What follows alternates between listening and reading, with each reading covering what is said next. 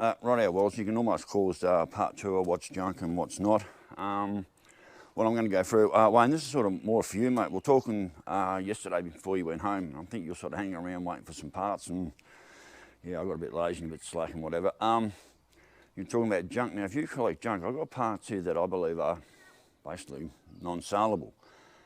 And maybe it might be worth you coming down. I'll go through, for everyone else this might be boring as batshit, but I'm going to go through, show you all the parts I've got here, and I'll just chuck them in shed and storage, and if there's enough there that you can actually either do something with or make a dollar with, it might be worth a trip down to you to just come and grab all stuff, because I don't really want it here, I don't need it, and if I can turn it over to you and you can actually make use of it, I'd rather go to you than just be crap just hanging out in the back of my shed. So you could probably turn it into money from scrap. So we'll go through it. So what we'll do, I'll just go through and show you, open the boxes and show you what's in there, and at the end of the day, if you think it's worth coming down, see what's in there. And also as I'm going through, I'll be unpacking shit, and is it junk or is it not junk? So, but anyway, yeah, you won't be seeing everything, but I'm going to start with the signal generators. They need to be stacked away.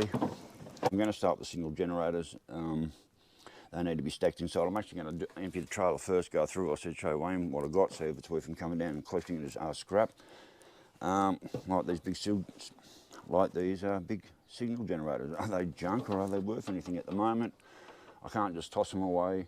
So in the meantime, they're just going to end up in the shed. So, and then I just stack everything around them. They just put away and everything gets built around them. So slowly empty the trailer, go through everything, and see what you know, literally see what our thoughts are at the end of the day.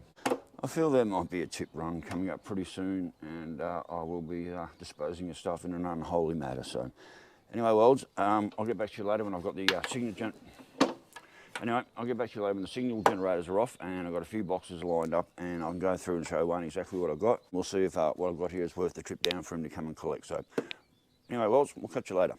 Righto, so it's a little bit later, got some boxes out, bloody hell, it's warm, about ready to put some shorts on.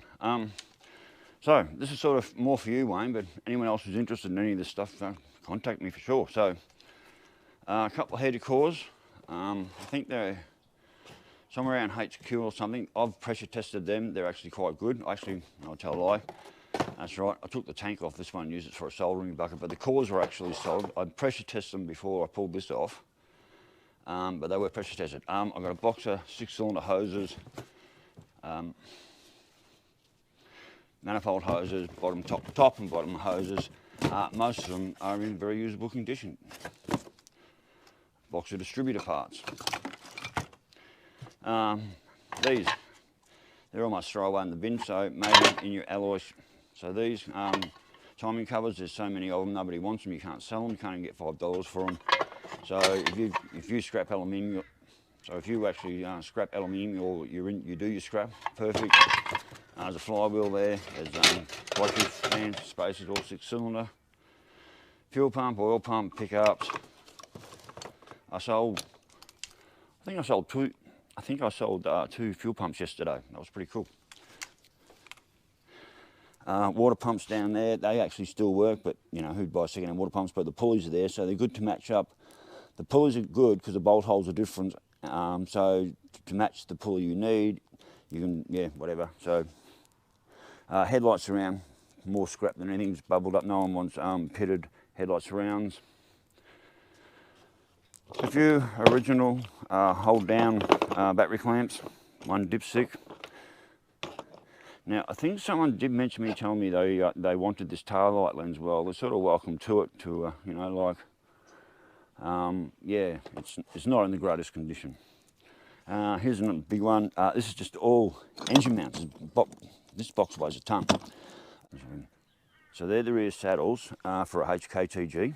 I think there's about 2 sets in there, and just a heap of engine mounts, rear engine mounts, blah blah blah, 6-cylinder stuff, brackets. So GoPro, stop recording. Rightio, Welds, that bench is all tucked away, nice and neat.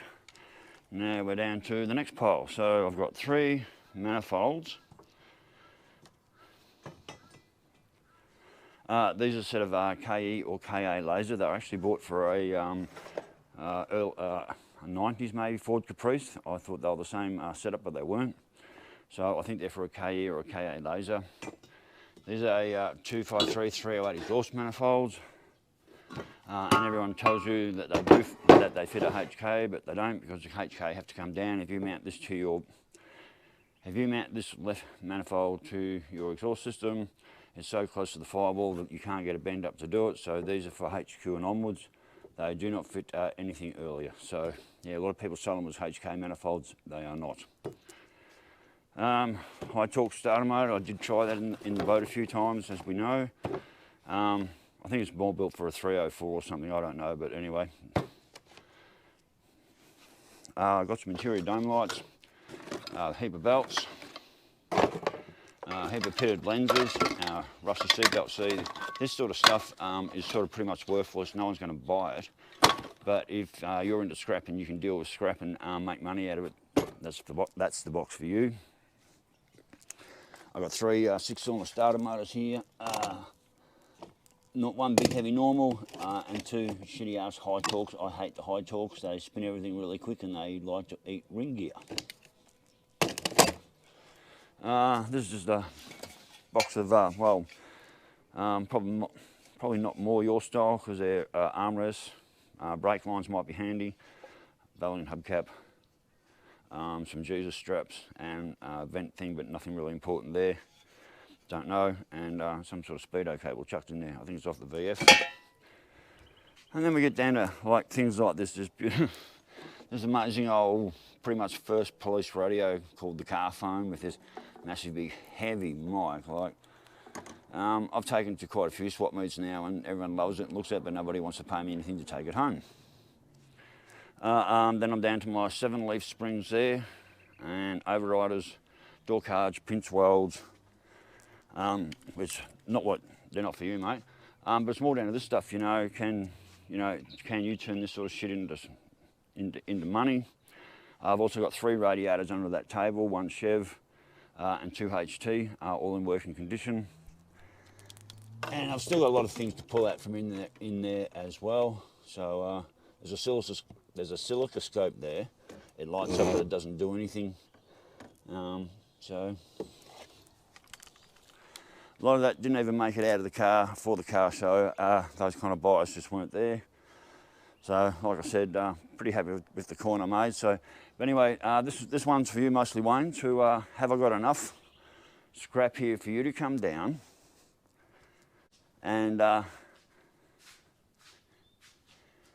if you can give me a few dollars, knowing that you can make a lot more dollars, then I reckon we've got a pretty good deal going on, and I'll leave that the size of that amount completely up to you. You know what you've got there in scrap. It could be completely worthless. You let me know what you think, if it's worth the trip down, worth any money to give me money so you can make some more money. Yeah, we'll see how we go. So anyway, that's what I've got there.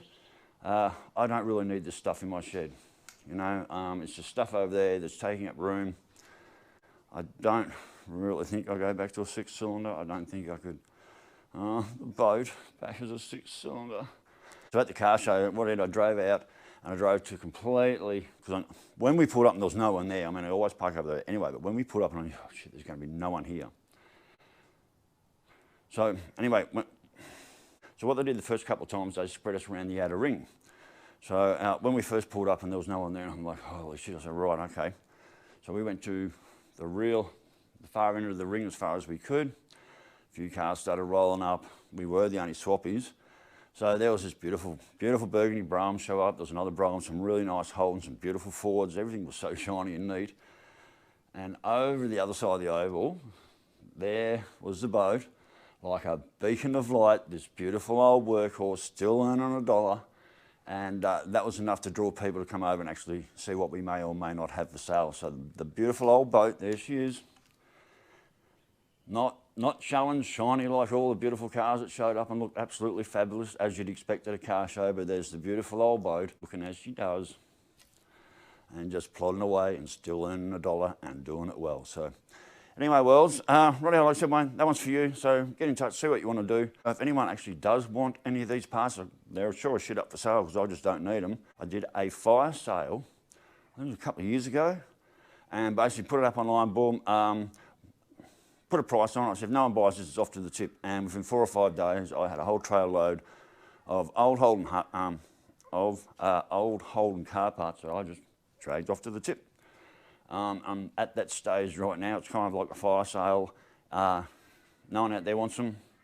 Wayne can't do anything with them. I will store them for a bit longer, but not for much, and then they're just going to become absolutely worthless. So really, the only true value with a lot of these parts is meltdown scrap. So anyway, Worlds, like I said, anyway, Worlds, I'll catch you on the next one. Later. Bye.